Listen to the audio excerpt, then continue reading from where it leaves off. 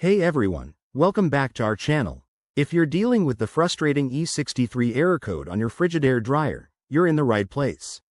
This error often pops up due to issues like a faulty thermal fuse or overheating, which can halt your drying cycle and leave you with a pile of damp clothes. Don't worry, I'll guide you through a simple fix that could save you time and money. Let's dive in. First off, safety is our top priority. Before you start, unplug your dryer from the wall outlet to avoid any electrical risks. Once that's done, gather your tools: a screwdriver, a multimeter for testing, and possibly a replacement thermal fuse if needed.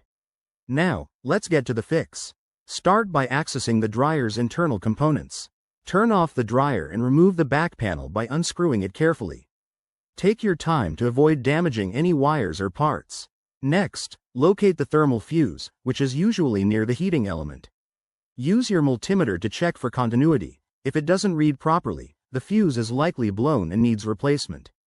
This is a common cause for the E63 error, so swapping it out could solve the problem right away.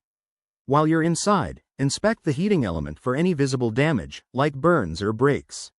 If it looks worn out, you might need to replace that too. Reassemble everything once you're done. Plug the dryer back in, and run a test cycle to see if the error has vanished. And there you have it. That's how you can fix the E63 error on your Frigidaire dryer. If this doesn't work or you're not comfortable with DIY repairs, it's best to call a professional technician. Regular maintenance, like cleaning the lint filter, can help prevent this issue in the future. Thanks for watching, and if this video helped you, hit that like button and subscribe for more handy home tips. See you next time.